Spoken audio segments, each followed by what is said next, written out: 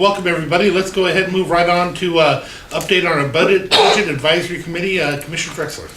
So the committee has been meeting up to this point, mostly with after an initial review of just where are we now, with each of the departments having a presentation of their mandates and how they're funded, whether they're funded through the general fund, grants, etc. We have 2 more meetings of those, and then we move on to the work.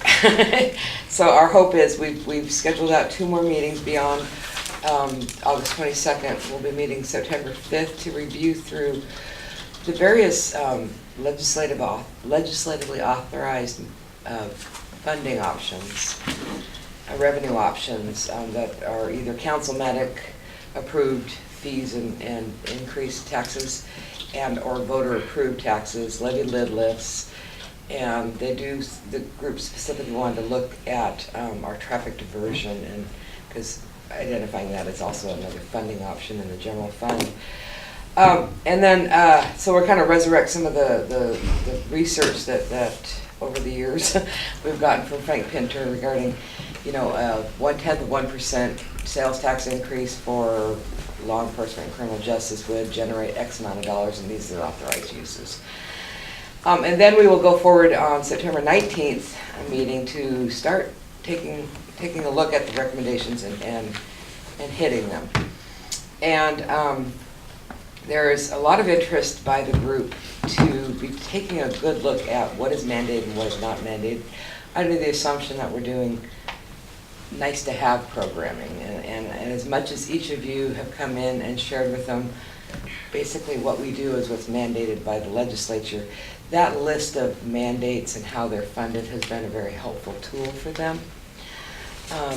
And we did get a request then to take that information, and I don't know how that was relayed to you, and we had to go 5 or 6 different times to determine what they exactly wanted, but the request was to, of each of the department budgets and the overall county budget, how much of what we do is percentage of the dollars is discretionary versus mandated services. Feeling like if there was $1 million worth of discretionary activities done by the county, that potentially could be $1 million put someplace else towards mandated services that aren't being adequately funded. I think that's kind of how we got that, because it changed in iteration quite a bit. And then I really appreciate the work of the Financial Services Department, and Paige in particular, in providing another aha moment for this group of how many junior taxing districts receive county services at no cost to them. And the number came out to $1.4 million of county provided services that comes out of the general fund. And that was a big eye-opener for a lot of them. So I don't have a timeline. It depends on now that the information gathering is happening. I feel like there still will be requests for information, but I hope we can really start taking a stab at, like I shared with you last meeting between us, there are 6 different areas to provide recommendations that they are to provide them. And I'm anxious to get to those now. I think that there's some overlap between some of them, and so if they take one of them, it'll probably bleed into another one of the areas. But that'll start happening by the September 19th meeting, which means we probably won't be getting through at least till the end of October with something solid. My hope is that once we have at least something to grab onto, those could be forwarded piecemeal to the commission as opposed to a full-blown report. Are there any questions about this process, or does anybody want to share what made it? If you have done a presentation, something that about, did you think that there was something we could have done differently, or something you would have wanted to share that you thought would have been essential given their charge, of all the recommendations that are being asked? I'd read them off, but there's too many of them. I had a real hard time talking about my entire budget, my challenges, and how the revenues are generated in 15 minutes. You know, you just inundate them with just data, and you don't know where to draw the line or what exact, you know, besides mandated and non-mandated and services. So that was, I tried to make it simple, but I think it was too much data. But yeah, that was a tough one. An interesting dynamic of this group is we have folks that want to keep it high level Yeah. and folks that want to go down and go Yeah. low level and deep into it. And so my challenge will be to bring them together Yeah, somehow. Our challenge is still, yeah, trying to figure out what they Yeah. really needed, wanted, without inundating them. Yeah. Any other questions or comments on it? Thank you, Commissioner. All right, next up is a review of our 2019 budget process. Frank? Thank you. I just wanted to follow up with everybody and ask if there were any questions or if there's any issues that people are encountering in regards to the change that occurred in the 2019 preliminary budget presentation or preparation. Hearing none. I just want to make sure that everybody understands that the policy level requests, those are the changes between the 2018 adopted budget and their preliminary request, need to be submitted to budget by September 10th. That's the day the prelim comes out. By what date? I'm sorry, 13. September 13 when the prelim comes. I thought it was the 10th. Well, I don't know, I don't have a calendar. What day is Monday? Monday's the 13th. 13th. 13th, I'm sorry then. September 13th when the prelim comes down. August, like next Is month, it August? right? August or September? September September? 10th, so that is the Oh, I correct thought you date. meant August, when, September 10th. September Okay. 10th when the prelim, when you present your prelim. That's correct, I'm sorry. Okay, but she needs She the needs to info have it. before that by, August August 13th. 10th. August August 13th.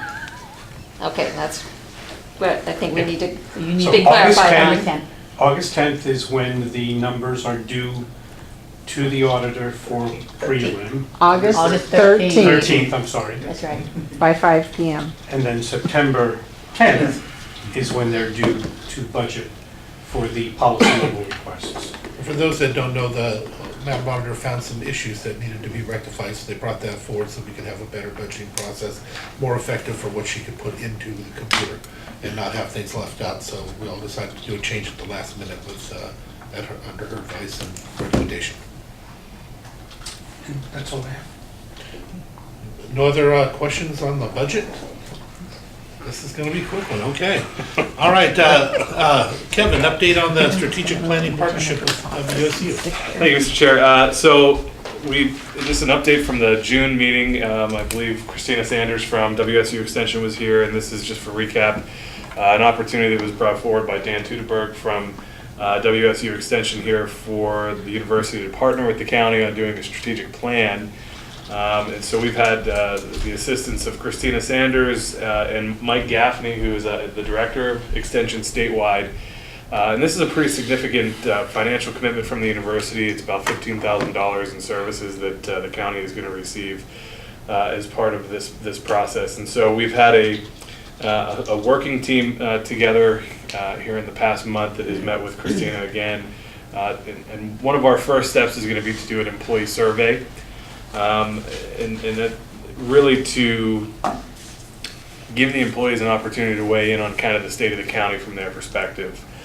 We were presented with a menu of questions that WSU has collated over years of doing this kind of work in other communities, and so we were going through that in order to put the survey together. There are a couple of things that are important to kind of keep in mind with this. Is it's all absolutely confidential, so no responses that employees make will be known to us in terms of who made them, who said what, and that kind of thing. And so we'll really kind of hew to sort of those research standards that are critical to survey and research at the university level. And so we're in the process now of putting that together, and I don't believe, we have another meeting on the horizon. email. Okay, so we're kind of going back and forth, and that survey will also have sort of a preamble with it that kind of outlines some of those issues of confidentiality and why we feel that this is an important partnership with the university as they conduct this research on our behalf. And I think we'll get a lot of insight as to where we are in the county from their perspective. And then through that, then we can start to develop the next steps of the strategic plan. And so throughout this process, I think we're targeting September to do the survey, and there will be a window of probably a couple of weeks for folks to do it all online, and that kind of thing. So as we do that, we'll continue to communicate with your offices, and one of the things that I think is going to be critical for us is that we encourage staff to participate as much as possible. This is really their opportunity to weigh in on things from communication to innovation in the workplace and that kind of thing. And there's just a variety of data points that the university feels is important and would be helpful for us as we develop a strategic plan. All of it is kind of, and I'll call it kind of attention behind you, is we have those 4 Mason County goals that were developed probably 15 to 20 years ago. And so those are sort of the umbrella of areas that we're looking at with this survey.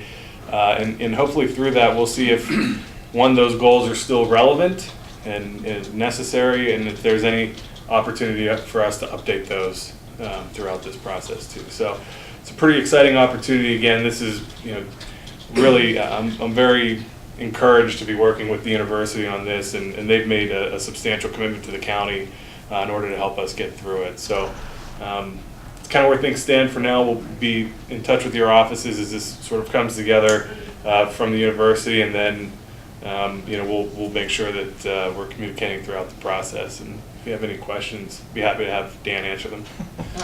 What are you hoping to learn from this? I mean, well, I think, as we went through it, first off, we haven't done this in quite a while. I think Jerry had some documentation from maybe the early 2000s where a survey was done, and a lot of the questions that WSU is recommending were questions that were asked, in the early 2000s. So it gets to, and this is from my perspective, it gets to what's the current culture, in Mason County government. How do we get at working under the idea that we're one county and not 10 different offices with 10 different 10 different goals, and what are the overarching goals for the county, and then how do your offices and ours fit into that framework? And that's where those 4 goals that were developed years ago come into it, seeing if those are still practical and relevant for our work. And if they are, great, then let's continue to find ways to focus our work towards meeting those goals. And if not, let's find out how we can update those to meet the needs of the community. Any further questions? All right, thank you, Kevin. Thank you. Okay, so next up is updates from elected officials and directors, but I'd like to ask for a little something different in that as well. To also think of it as a good of the order. We're having these meetings, and this is going through so quick that the question almost becomes, why do it? I know that's what we've always wanted to do, is we want to make sure we're doing this, but we should make it as beneficial to everybody as possible. So perhaps when you're going around and giving an update, if you have any ideas as things you'd like to see put on the agenda, so we can have some discussions. When things are going horrible, this is a great committee, this is a great group to be at, because then we can all vent. But when things are not going so bad, and we ought to take advantage of that to find something better to do with it. So if you don't mind, we'll start here. If you don't have to have anything, just give an update of what's happening. But if you do, it'd be a great place to hear it now with everybody. So I'll just do a brief update for our department.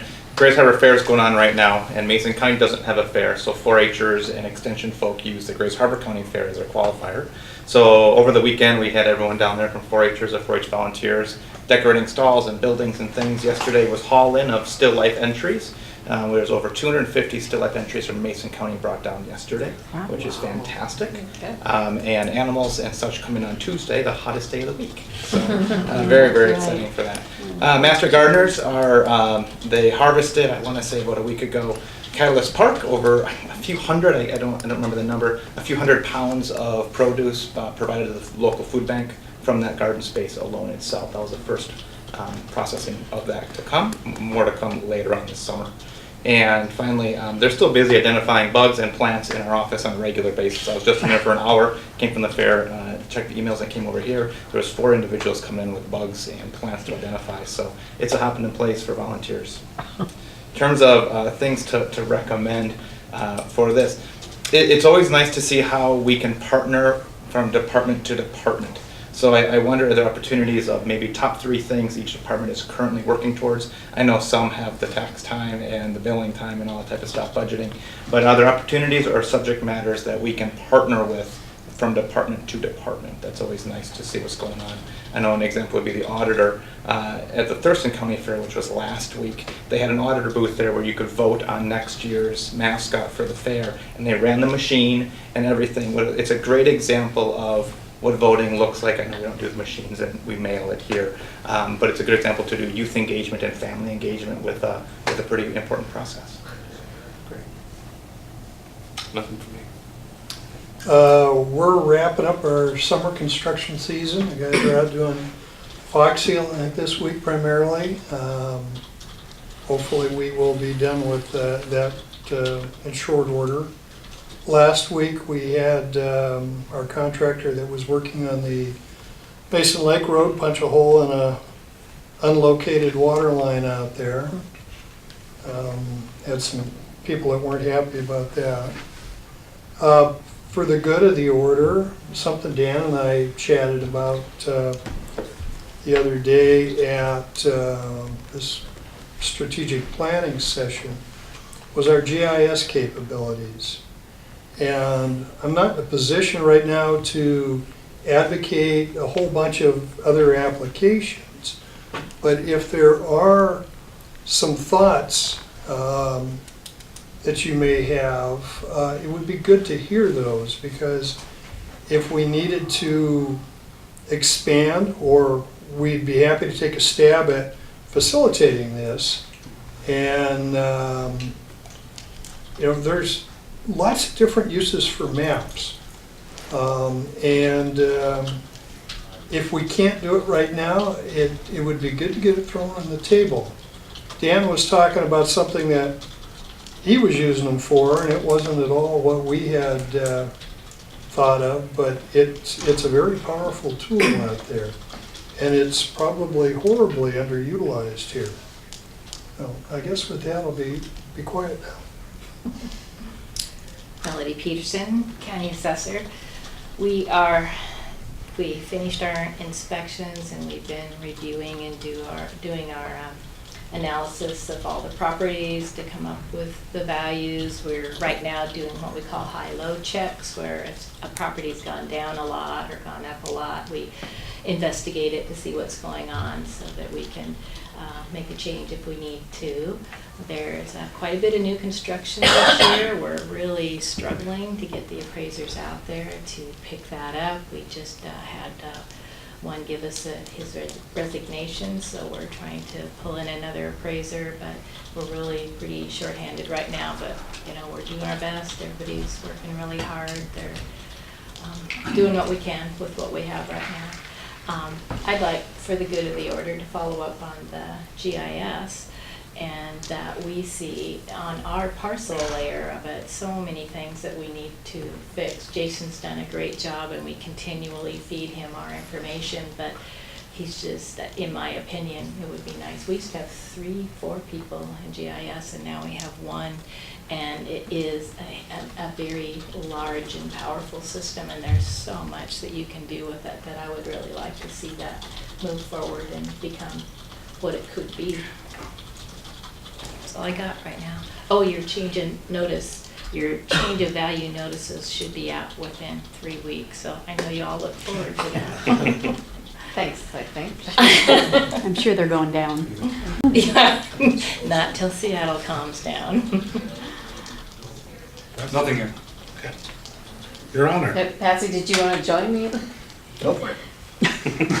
Right. Well, sadly, we once again lost another staff member because of our critical workload or overworkload, and she had an opportunity in another department that is much less stressful. And I can't fault a person who So we're in the process of trying to fill that position, and of course, we're still making our requests in our budget for additional staffing. We have an election coming up to replace me, don't have any idea. And tomorrow we'll have a better idea of who the two will be running in the general, but no idea who that person will be ultimately. But I'm going to encourage whoever wins in the general that they actively participate in the budget process from November 7th forward. And I would like the two we narrow it down to after tomorrow to participate. I am concerned that, and I don't want to go into a great deal of detail, that one candidate is in effect encouraging the voters to look at the voluntarily reducing the judge's salary, and I think that would be totally inappropriate because it's not allowed under the law. The budget process is based on a statutory process, and the legislature has said that the judge's salary is X, and it would be inappropriate for any elected official to say, vote for me, I'll take a lower salary. That is not how our system works, and so I just want to make sure that everybody understands, and I believe this Board of Commissioners understands the salary is set by the state. It's not set by the individual seeking the position. But we can agree to give money back for a purpose. The commissioners. Not for budgeting purposes. The Now, commissioners if the person, have done it. oh, okay, now I'm not talking about you, I'm talking about the judge's salary. If a person after they're in office chooses to make a donation, if the past, there have been times I've donated my vacation, the value of my vacation time up to a couple weeks, not my full vacation. So that's different than saying, let's make the budget surround this figure. I agree to take this figure. The statute does not allow the individual judge to accept a lower figure in the budget process. If a person wants to donate their entire salary after they're elected, that's up to them, but the budget shouldn't rely on that. And obviously, I'm not going to be the person benefiting, but that's why there's statutes that say that Board of Commissioners can't change their own salaries during their term in office. Now, they can change it for the future term, whether it's raised or lower. But in terms of the judges, we're set by the state legislature, and so it's not something to be negotiated with the public. It's not something to be negotiated with the commissioners. So I was somewhat concerned when I saw the bantering back and forth about that between two candidates. It's just really a non-issue for the budget. Whoever's elected, the elected official doesn't set the salary, the state legislature does. And it becomes a dangerous precedent if each county has a judge trying to seek a reduction in their salary. Then it affects the next county and other counties, and it undermines the state process, and it also undermines the independence of the judiciary. And so I don't believe that we have any issues with any of these commissioners saying, now this is a really novel concept, what if we go here? I would suggest that's not even a conversation piece. Can I just back up on a few things that she said? I'm going to say though, I'm a little bit nervous that this is becoming a political statement, because we're talking about one candidate and I'm not sure we should be going there. I'm talking about the policy The policy that it's been of us suggested. of us changing And- of us changing your honor's salary is not on our Right, and that, I don't think or I don't think any, it's even a possibility for us to do. I think all of you Mine's understand not that. at all, Okay. what I want to say. Go ahead. I want to fall back where she said about the staff leaving. With that staff person gone and people's on vacation, I also don't have any bailiffs on our roster, except I just got one new bailiff. I have staff running 2 courts, so I have 2 clerks in court. I have 1 or 2 being bailiff, and then I have people out on vacation, which leaves less than 1 or 2 in the office to try and keep up on the workload. Just so you know, we're falling behind again. And for clarification, it's not a daily basis that we're running 2 courts, but last week there were 3.5 days that we're running 2 courts. It's not a daily, and it's not every week, but it's happening more and more as people are requesting more trials. So if you know anyone, any retired people who would like to come in and be bailiff, please send them my way. I'm open to Thank you. names, please. Paid? Yes, it's, they pay, I think it pays $15 an hour. Well, I must run. Thank you, Thank you Hannah. for your time. Sure. I've been on vacation for 2 weeks, so I'm out of the loop. It's all right. We'll move on to Karen. Madam Auditor. Tomorrow's election day, and this morning we picked up ballots from every ballot box around the county, and obviously the mail. And as of right now, we have almost 30% voter turnout. And for a primary, Wow. so that's huge. Wow. That's really big. For the last, I don't know, 3 years, ballot boxes, people deposited in ballot boxes was about 70% in Mason County, and the mail was about 30. That has totally flipped with the postage paid. The first day we picked up ballots, the first Monday after sending them out, we had 1,700 in the mail and 5 had stamps on them. That message got out fast and furious. So I'm a little nervous about getting close to election day, with the postage. It has to be, processed election day. So, but it's kind of hard to go out to some of these new ballot boxes that we just installed and get 15 ballots. It kind of hurts a little bit, all that money we put out. But so election night, tomorrow night, 8 o'clock, come on down. We have a party going on. Count the ballots. We should have it out online, even with our new system, hopefully by 8:10 or so. Do you do that in the back now? We are. We just posted an RFP for the replacement of Mountain View licensing. It has to be posted for 30 days, so it's on all the media, the newspaper, on the website, and HR, and your Facebook, and different things. So it's a business. Anybody looking to have their own business, it's a good business. So send them my way. When we had the Mason County Fairgrounds, we did take our accessible voting unit out there for 3 days and show people.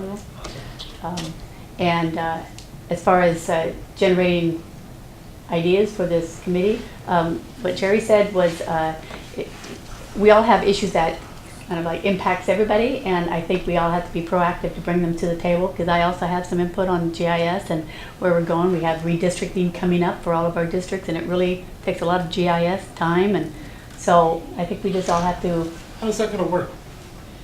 The redistricting, I wasn't here the last time there was a redistricting. How does that exactly work?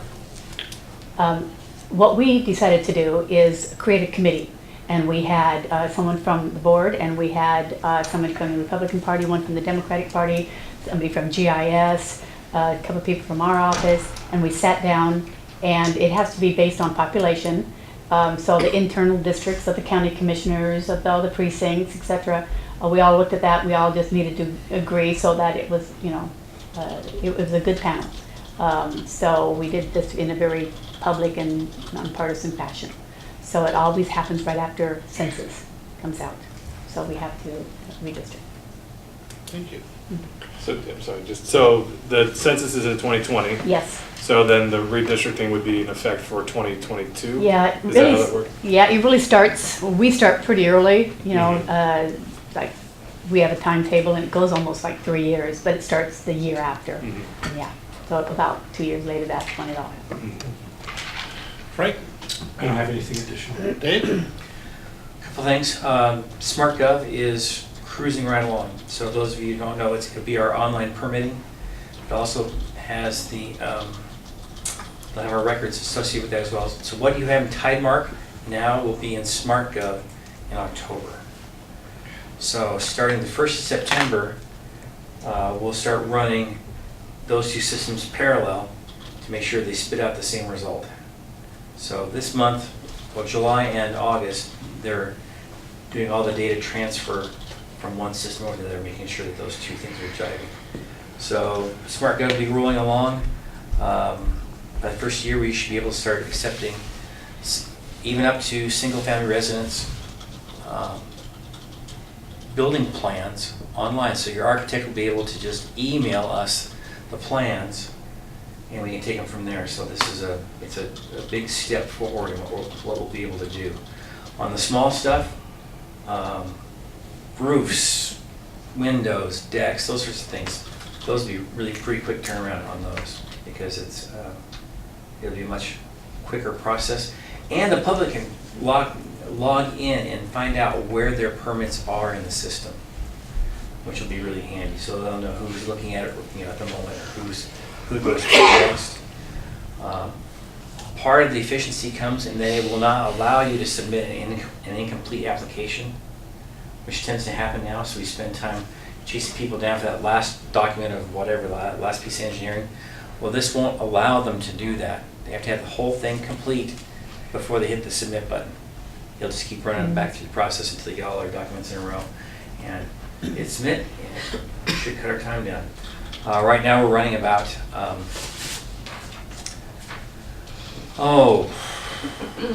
65 days in lag time on permits.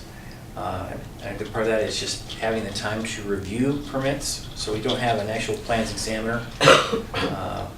We're doing those in-house, so our building inspectors are doing the plans examining, and we're turning them through as much as we can. We're actually doing some overtime to try to get caught up on that. We had some money in the budget to do that. So SmartGov be cooking very shortly. For the good of the order, traffic, construction. I am hoping we get sidewalks in the next week or so out in front.